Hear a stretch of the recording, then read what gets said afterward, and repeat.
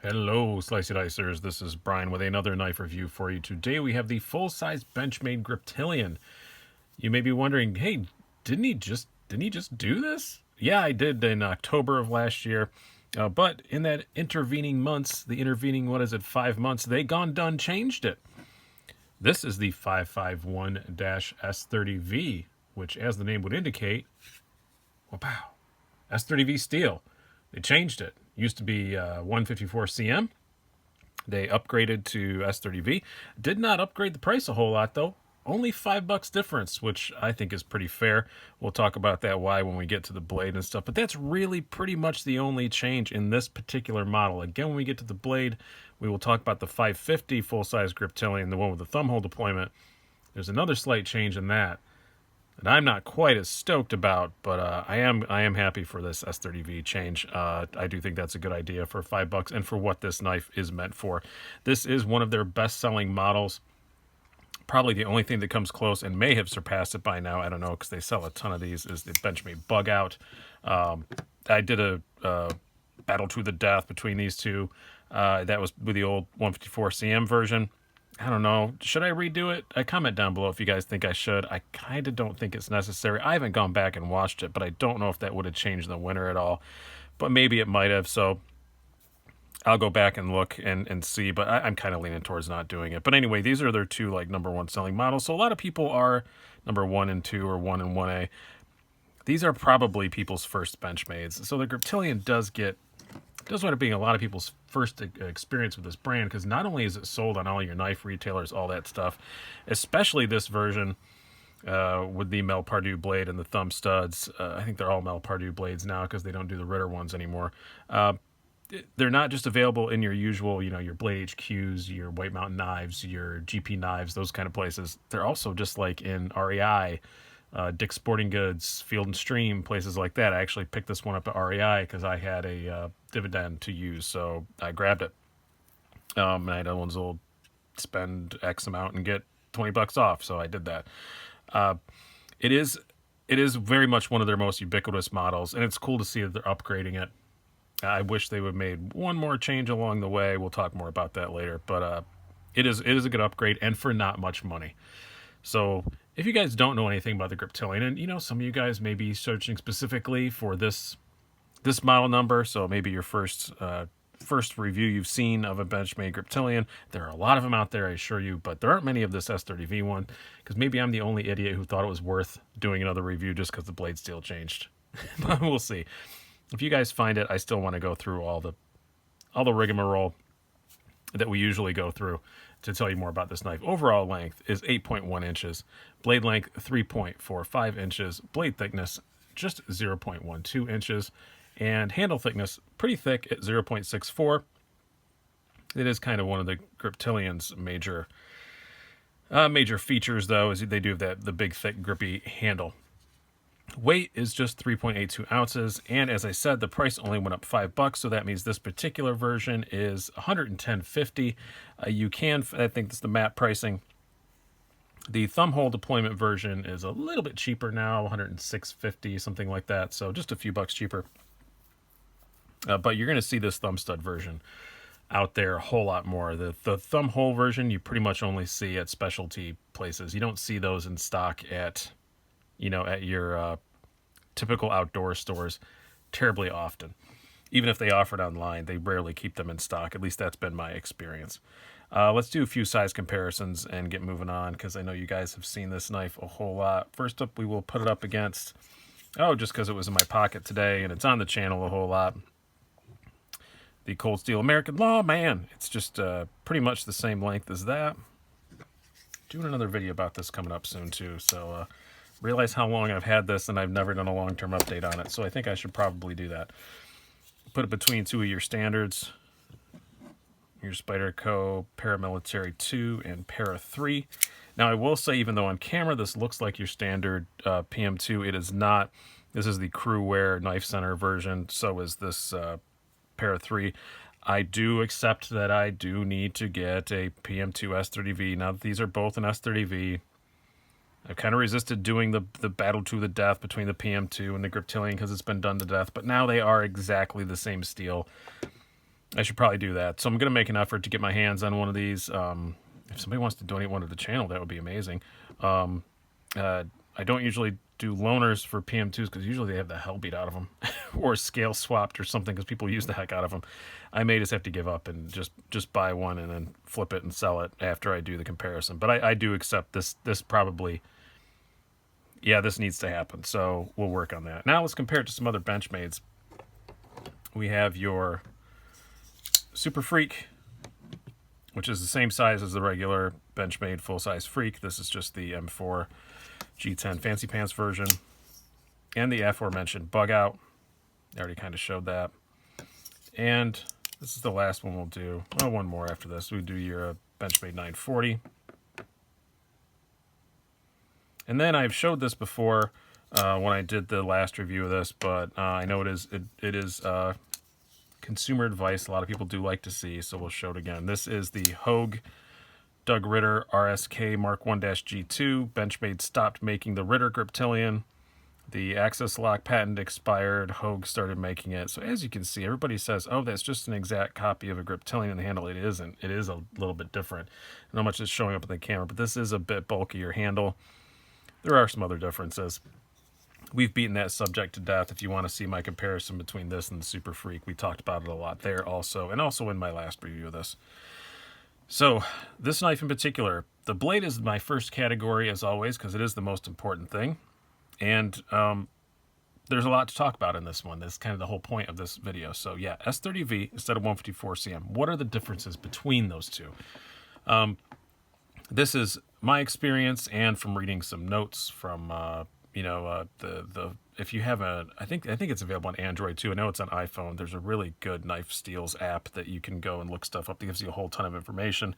And also my own experience and watching other people's videos talk about it. Basically, here's the difference. I like 154cm a lot. I wasn't like, wow, when they switched to S30V. I think it's a good idea, definitely marketing-wise, because definitely the public perception is that S30V is better.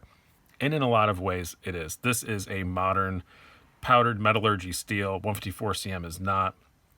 They started using 154cm in like the 70s. It's been around a long time. 154cm, in my experience, is easier to sharpen and will take a much finer edge than S30V will. And it will hold that really fine, crazy, sharp edge for longer than S30V will. But S30V will hold a working edge for a lot longer. And it's not that much harder to sharpen. Some of it gets a bit chippy, for sure. I haven't had that problem with Benchmade stuff. I mostly use a Spyderco Sharp Maker, and I'm not super crazy. I keep stuff pretty touched up. I don't let stuff get super dull before I have to do reprofiling or anything like that. And in my experience, it's been fine. Benchmade always does come with a pretty toothy edge, for sure. And this knife is not the sliciest profile in the world, I will say. It's this kind of flat saber grind. Not particularly thin behind the edge, like 25, 26 thousandths behind the edge. But it is pretty thin blade stock. It's plenty slicey enough. Here, we'll bring out some paper here. But as I said, Benchmade always does go with this kind of working edge. They don't do these mirror polished edges. It is still a good edge. As you can see, it still slices paper completely fine. Absolutely no worries there. But highlighter marks, because that's a script for something that I was in. Obviously, I'm done with that project, or I wouldn't have cut it up. But yeah, it's fine. It's a good slicer. It's not an amazing slicer. I think it's excellent for EDC kind of stuff. It is a tough enough edge. It is a good working. This knife kind of straddles between EDC and slightly hardish use, I think, is how people use it, whether that's what Benchmade intended or not. I know a lot of really working guys that they have Griptilians in their pockets.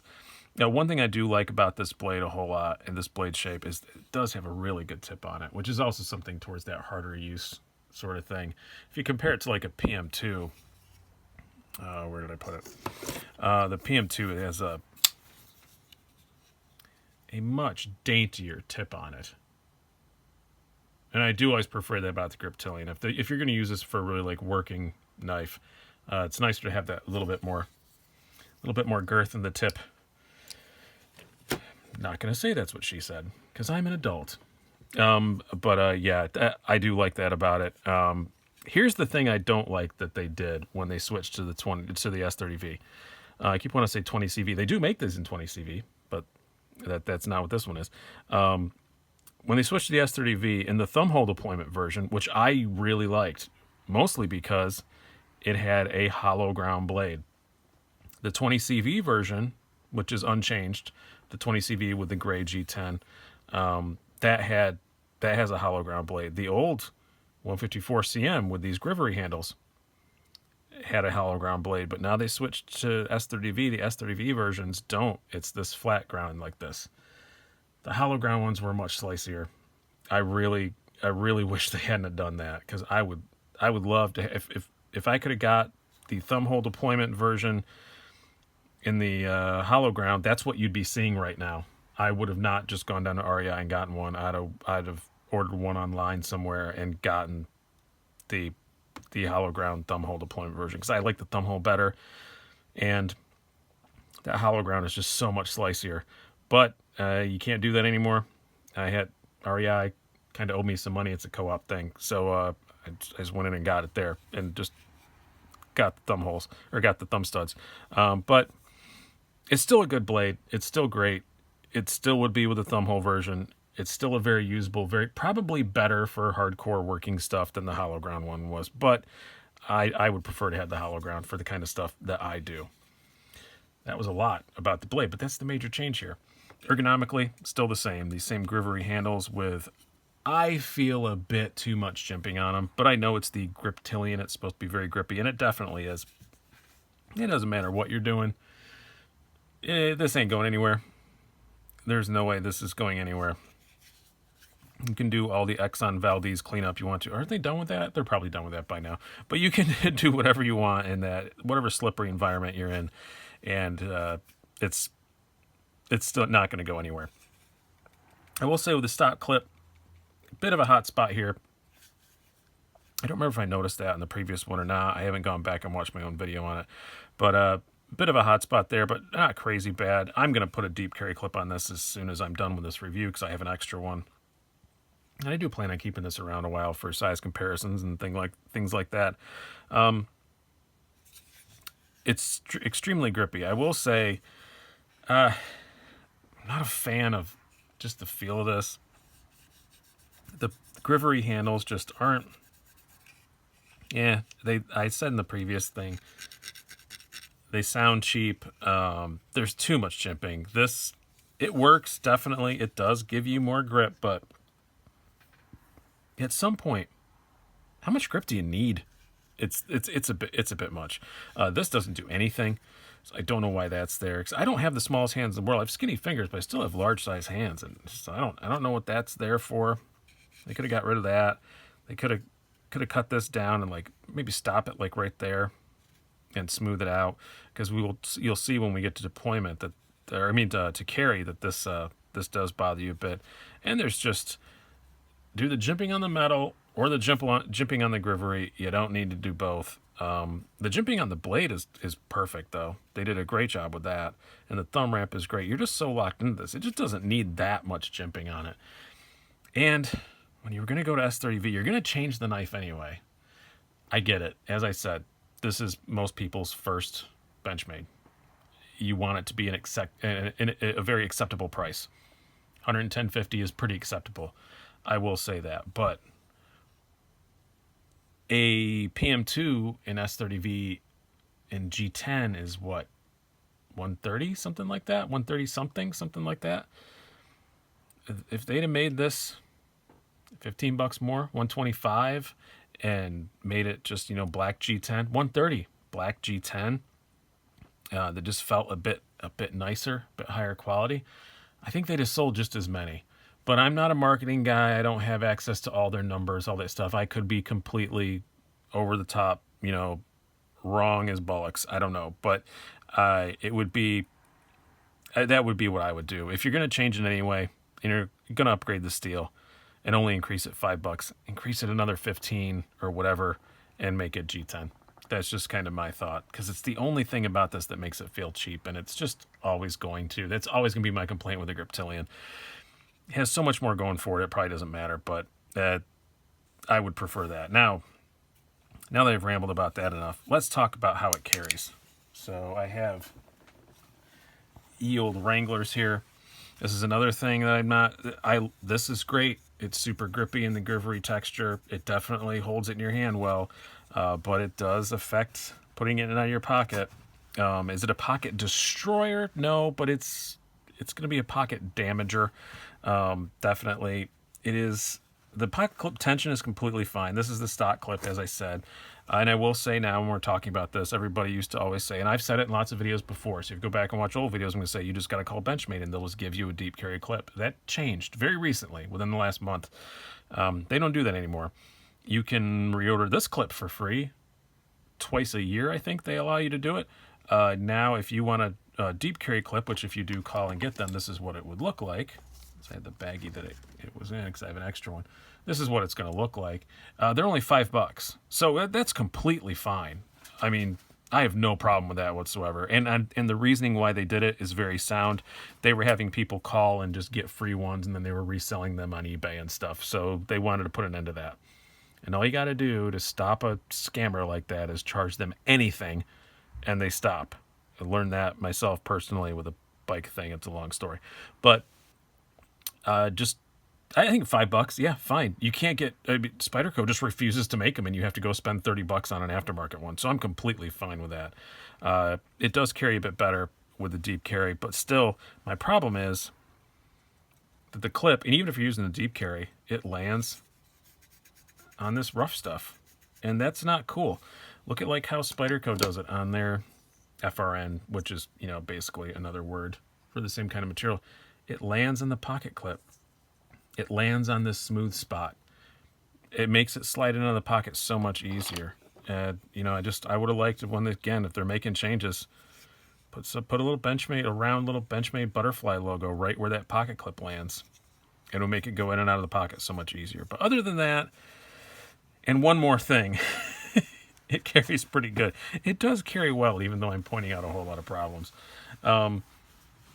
Again, I said this extra jimping back here that does work, but I think is a bit much. You can really feel it when you go by your hand. Other than that, yeah, there's no flipper tab sticking out, no nothing like that. You can definitely get in your pocket, get stuff out. It's completely fine, but yeah, it just doesn't need that extra bit of jimping on the back of the handle. I really wish it didn't have that. Deployment. It's an axis lock. It's great. It's fun. It's fun to use, fun to play with. I completely missed the thumb stud there. Thumb studs are in a good place. They've been making these forever. They know what they're doing. You can Spidey flick it, all those things. I do slightly prefer the one with the thumb hole, except for now the grind, which I guess is the same as this. The only issue I have with the deployment is that it does have currently has a little bit of lock bar stick. I've had that on my last couple of Benchmades, and it always went away very quickly. And I've had this for 3 or 4 days, and it's definitely going away. I know it will go away. I think I complained about it in my review of the Super Freak, and it definitely does not have it anymore. But my thought is, well, if it goes away in a couple of weeks, then why do I have it from the factory? Why don't you guys make it go away before you send it to me? That'd be nice. But other than that, it's really fun. It's super smooth. I have no stiffness, no anything. Completely drop shutty. Yeah, just other than that tiny little bit of lock bar stick, it's completely great, and I know that'll be gone within a matter of days. Because I am going to carry this a lot and use it and beat on it a fair bit. And this will be my Benchmade user, I guess I would call it. Now, what is my overall conclusion? It's $5 difference, the S30V. They definitely should have done it. It's a very good decision. Excellent decision. I just wish they'd have gone farther and charged a bit more, which I can't believe I'm ever saying that about Benchmade, that I wish they'd charge a bit more. But I wish they would have just made it like because instead of using the two-tone gray blue G10 they use on the more expensive 20CV models, I wish they just would have gone ahead and made this just plain old black G10 and charged me another $15 or $20, and I think I'd have liked it more. I think I'd have been happier with it. I don't think that's ever going to happen. I think they'd rather you spend, $170 or something like that for the the full size one. I think I actually still have it up here. Oh, yeah, about 170 bucks for the gray and blue 20CV G10 version. I'm sorry, more than that. 178.50 they are. So yeah, pretty pricey for that. I wish they'd have just kind of made this a little bit more. I don't know, or maybe make this and a G10 S30V. That would be nice. That'd be even better, I guess. Maybe come with a deep carry clip now that you charge for it.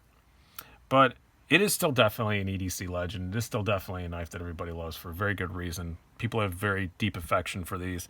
I know lots of very smart guys. One of them a very prominent YouTuber, JT's Knife Life, who collects these, and he has them in almost every steel available, which, by the way, there are still a lot more. It's not just this S30V. As I've mentioned the 20CV one before. There's an N680 one I saw available. Still, there is... there's a Tonto blade version of this. I keep forgetting the Tonto blade version got upgraded to S30V also. So I almost got one of those to try that because I've never had one before. And I might. That's one I am still kind of tempted about. It's getting the Tonto one. But again, it's still got these same Grivery handles. So I'm not super tempted by it. But